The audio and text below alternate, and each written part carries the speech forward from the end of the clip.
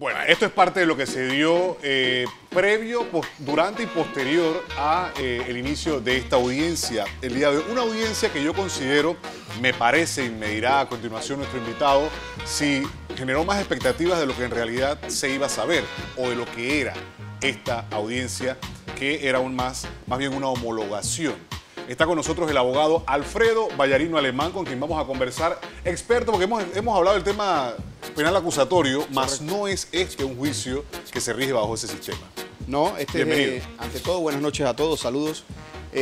Mira, es un proceso que se sigue rigiendo bajo las normas del sistema penal inquisitivo, con una adición que se hizo a través de la Ley 4 de este año, que incluía el tema de la delación e incluida estos acuerdos de pena y estas posibilidades de acuerdo por motivo de la colaboración eficaz. Es la primera vez que se es un hecho inédito, es la primera vez. Y de hecho tiene algunos sinsabores para nosotros lo que ha ocurrido el día de hoy. Y vamos a entrar en detalle. Yo quiero empezar por el final, más bien. Sí. Porque luego de que se hace esta comparación, no sé hasta ahora cómo está ¿ya esto terminó? Creo que sí, ¿Sí? La verdad que no he chequeado últimamente. Sí, porque hasta iniciando la noche estaban apenas por la segunda, por el señor Rodríguez, me parece que era el caso. Pero al final, estos señores brasileños apoyan o hacen su delación más bien, apoyan supuestamente la investigación aquí, se les redime de toda culpa y aquí también pues puedan seguir con la empresa con los contratos que ya... Mira, te digo, lo primero que conceptualmente no nos gusta es que la idea de tener una ley de delación premiada tiene por objeto que las personas de menor grado de responsabilidad en una investigación logren implicar a personas de mayor grado de responsabilidad. En esta investigación pareciera que los que mayor responsabilidad pudieran tener, es decir, los que generaron todo el problema a lo largo de Panamá y Latinoamérica, son los que terminan exonerándose ellos para tirar hacia abajo cualquier por lo menos tipo de queda responsabilidad. Aquí por lo menos en Panamá está haciendo de esa forma.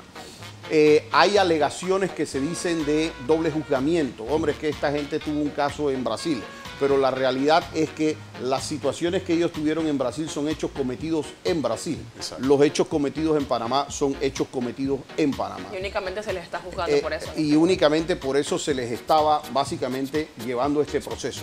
Lo segundo es que hay cifras acordadas. Cuando yo agarro a una persona que la procesé porque supuestamente se llevó $1.000 millones, 300 millones de dólares, la cifra que sea. Yo primero tengo que saber esa cifra para luego saber cuál va a ser la sanción, para ver si le impongo una sanción que sea mayor a lo que se llevó, porque si se la pongo menor, eso es el equivalente a que tú hubieras ido a un banco, te robas $500,000, 500,000 dólares y yo te digo devuelve 250,000. O sea, te salió negocio hacerlo y alguien se fue con eso, con el resto de la plata. Entonces nosotros cuando nos sacan esta cifra de 220 millones de dólares, pero a través de una compañía que ha manejado cerca de 10,000 millones de dólares en Panamá, nosotros realmente no sabemos si es que los pusieron a pagar la responsabilidad de una coima o es que simplemente le subieron el precio de la coima, ¿no? Porque básicamente eso es lo que no logra entenderse a través de la investigación. Y lastimosamente para la investigación, el día de hoy es un día triste, porque se ha cerrado la investigación para Odebrecht. Perdimos, o sea, es decir, hoy se dijo, para esta persona se archiva el expediente.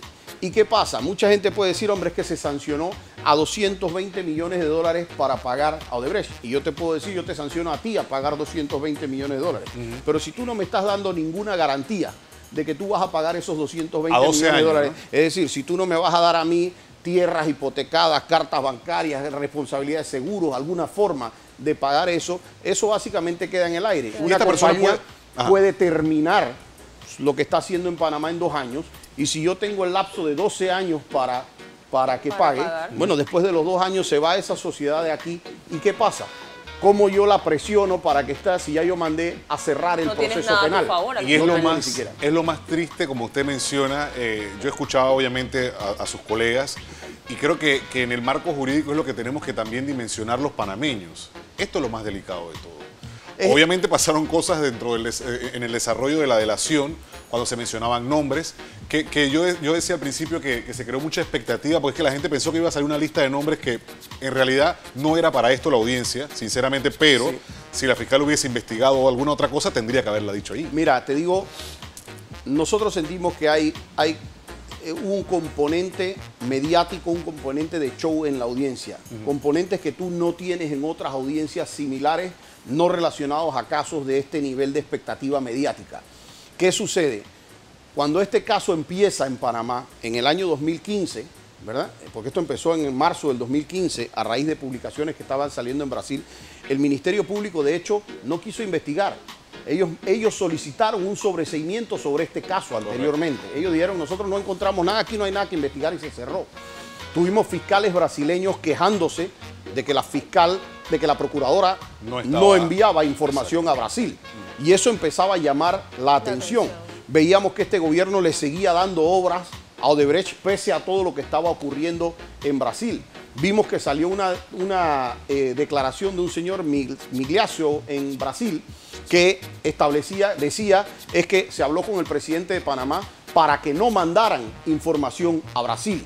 Es una delación que hubo en Brasil. Correcto. Después de eso apareció el señor Ramón Fonseca Mora, presidente encargado del Partido Panameñista y ministro y consejero del presidente, y salió diciendo en televisión, es que a mí el presidente me dijo que recibí plata de Odebrecht. Declaraciones que nunca se tomaron en cuenta. Declaraciones que nunca se les dio ninguna atención. Y la procuradora dijo que eso no había que básicamente que investigarlo. Pero después de eso salió un señor Tacla Durán y sale diciendo, oye, la plata se le dio a la campaña del presidente, y esa plata que se le dio a la campaña del presidente pasó a través de un señor Lazo y esta Michelle Lazo y las diferentes compañías, y eso tampoco. Como una donación. Como una donación, que tengo que decir, ahora te entro en esa precisión, pero te digo lo importante. Ahora después vino Jaime Lazo al proceso, y Jaime Lazo en el proceso confiesa y dice, en efecto, yo recibí esos dineros y yo lo pasé ahí, a esa campaña. Y quiero detenerme ahí, licenciado, antes de avanzar, porque Jaime Lazo es indagado. Sí, es pero correcto. Hoy la fiscal dice que no lo podía procesar. Pero ¿y entonces? Entonces ahí hay una contradicción muy grande. Entonces esas contradicciones... Eso no perjudica este caso. Puede perjudicar el proceso al punto de llevarlo a una nulidad, el proceso como tal. Ajá. Pero lo que nos llama la atención a nosotros los abogados es que aquí hace unas semanas se discutió que el Ministerio Público se le había acabado el tiempo al Ministerio Público para investigar. Y la pregunta es, ¿se le acabó el tiempo o ellos hicieron que se le acabara? Porque el juez le había dicho, si tú detienes a una persona, en 2 meses me tienes que traer el expediente. Y es lo que la mayoría de la gente fiscal no entendió nunca. Si yo hubiese sido un fiscal, en ese momento el juez me está diciendo eso, comparta o no yo el criterio con el juez, simplemente yo no voy a ordenar inmediatamente una detención porque me van a ordenar remitir el expediente. Por supuesto. Pero ella inmediatamente eso es lo que hace, causa la detención, y entonces dice, bueno, es que tuvimos que remitir el expediente, y hoy dice es que nosotros no pudimos investigar otras sociedades. la responsabilidad. Hay otras cosas que no pudimos hacer porque es que esto el juez no nos permitió seguir con la investigación. Eso nos llama la atención porque fíjate que aquí hubo otro punto. Cuando en su momento la procuradora recién toma el caso, no se había ni siquiera aprobado la ley 4, y la procuradora decía, es que nosotros tenemos un acuerdo con Odebrecht que nos van a pagar 59 millones de dólares. De repente de 59 millones de dólares quedamos en 220, pero es que no sabemos de dónde salieron ninguna de las dos cifras. Claro. Pero si no hubiéramos hecho la bulla que hicimos cuando los 59 millones, de seguro ya hubiéramos perdido 160 millones de dólares más en la negociación. Ahora, cuando nos hablan de 220 millones de dólares, después nos enteramos que eso no es que nos iban a pagar los 220 millones de una vez, sino que se le estaba dando un plazo de 12 años para pagar los 220 millones de dólares. Es decir, a razón de casi 20 millones de dólares al año. Pero ¿cómo están garantizados esos 20 millones de dólares al año? ¿Qué pasa si Odebrecht se va de Panamá? ¿Qué pasa si Odebrecht quiebra? ¿Qué pasa si simplemente ellos deciden no vamos a pagar la multa? ¿Cuál es la capacidad coercitiva que tiene el Estado sobre eso? Y la única capacidad coercitiva que se tenía era a través del proceso penal. ¿Qué debe ocurrir en un proceso penal cuando se está ante circunstancias de eso? Se debe suspender la acción penal en contra de esas personas hasta que esas personas terminen de colaborar o terminen de resarcir al Estado. ¿Qué es lo que se pensó? Que es lo que pensamos que iba a ocurrir. Que iba a pasar, pero de repente se dijo, bueno, es que se acepta que se archive el expediente en contra de Odebrecht y solicitamos que se archive el expediente en contra de las personas que van a participar. Entonces, ¿cómo generamos ahora una capacidad coercitiva de esas personas que en 2 o 3 años tendrían que estar testificando en juicios ahora, de Odebrecht? licenciado Vallarino, en la superficie del tema y lo que maneja la población en general, sin profundizar obviamente, porque la gente se puede perder en el tema jurídico si no lo estudia, quizá, o si no lee para poder analizar el tema. La gente dice los mismos nombres. Cuando se llegó al tema o al punto del señor Lazo, como decíamos hace un momento, se habló de un archivo del expediente o del caso por la entonces procuradora Ana Belfont.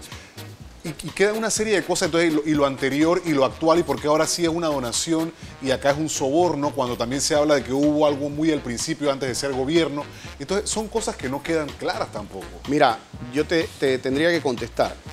Todas las personas que han sido mencionadas, incluso las mencionadas por el propio señor Lazo, es decir, incluso todos los panameñistas, el presidente de la República, todas las personas que hoy fueron mencionadas, tienen derecho a que nosotros todavía tengamos la presunción de inocencia. Por supuesto. No lo que estas personas han dicho, eso es ley de la República.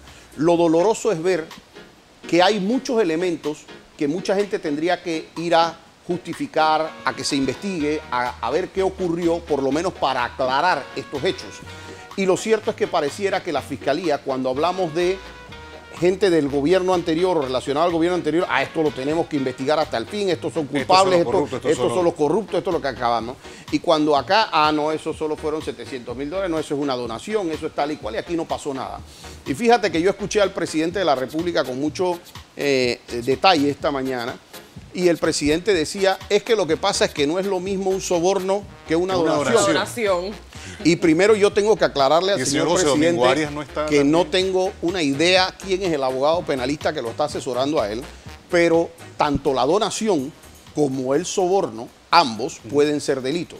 ¿Por qué? Porque hay un delito de blanqueo de capitales relacionados a donaciones. Es decir, si yo recibo dinero del narcotráfico o de peculado o de corrupción para mi campaña política, solamente por ese hecho, yo no es que tengo que darle nada a cambio ni que tengo que ser funcionario público, solamente por recibir esos dineros que yo puedo presumir que vienen de alguna de esas actividades, solamente eso constituye el delito de blanqueo de capitales. Pero, licenciado, y dando seguimiento al hecho noticioso, primero se dice que no se recibió nada, después se habla una cifra y ahora la cifra aumentó. Entonces, de nuevo, respetando la presunción de inocencia, son hechos por lo menos a investigar. Son hechos que yo necesito que se aclaren esos indicios de mala justificación, de que yo en principio negaba, ahora sí lo acepto, es que fue directo, no que fue indirecto. Pero si era una donación nada más, ¿verdad? ¿Por qué Odebrecht no hizo el cheque? Odebrecht, campaña Juan Carlos Varela. ¿Por qué esa plata tenía que ir hacia Antigua, tenía que ir a la Fundación Don James, tenía que ir a un montón de sociedades antes de llegar acá? Eso llama la atención y por lo menos tiene que explicarse cuál era el objeto de esa situación. Antes de finalizar, licenciado, porque el tiempo sabe que se nos va en televisión muy rápido, pero aquí cabe un careo. Una pregunta, yo no sé, en mi ignorancia, obviamente, en el tema legal. Uno de los puntos que debería darse con cualquiera persona que te hace una acusación a ti es tener la capacidad del contradictorio. Es decir, que un abogado pueda interrogarlo y contrainterrogarlo a ese testigo sobre lo que está ocurriendo. Y en el sistema inquisitivo, particularmente cuando se dan declaraciones contradictorias, se puede peticionar lo que es el careo.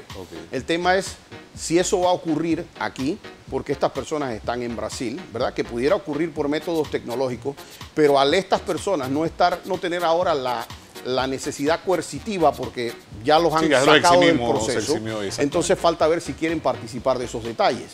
Y si esa prueba no surte el contradictorio, no va a tener ningún valor, no debería tener ningún valor en juicio, porque no es justo que tú vengas, me hagas una acusación y a mí no se me dé la capacidad de rebatir lo que estás diciendo, ¿verdad? Porque tú puedes haberlo hecho porque a ti te conviene hacerlo en tu delación, porque somos enemigos, porque yo te quité una mujer, por la razón que sea, tú puedes estar generando eso, como puede ser muy cierto lo que dices, pero lo cierto es que yo tengo la oportunidad procesal de poderte rebatir a ti ante un juez lo que tú estás diciendo. Si esa oportunidad no se le brinda a las personas que están señaladas, eso obviamente no vamos a tener. Fíjate que un pequeño detalle, por ejemplo, se decía que algunos de los exministros habían recibido dineros porque habían unos intermediarios que decían que venían en nombre de esos ministros. Puede ser cierto, pero lo cierto es que esos ministros tienen la capacidad de decir, espérate un momentito, él usó mi nombre. O eso no fue así. De hecho, por lo menos tendría que entrar en el detalle de la investigación para ver si eso se puede documentar, porque hay toda la trazabilidad del dinero, lo que puedas comprobar, a ver si esas personas en efecto recibieron el dinero, cómo fueron, pero la investigación tiene que profundizar. De hecho, nosotros tenemos esta noche, más adelante, cuando arranque la segunda pausa, el segundo bloque luego de la pausa, una aclaración por parte del señor Ricardo Francolini, porque hoy la fiscal dio detalles de un supuesto dinero depositado a él y tiene una aclaración en función de esas declaraciones de la fiscal Zuleika Moore. Vamos a esperar entonces cuando estemos de vuelta a la pausa. Gracias, licenciado, por acompañarnos. Un placer. Saludos. Claro, como siempre, y muy específico. Y vamos a ver qué pasa. Vamos a ver qué pasa. Vamos a sentarnos así como el licenciado cómodos y vamos a esperar a ver qué sucede bien cómodo. ahora.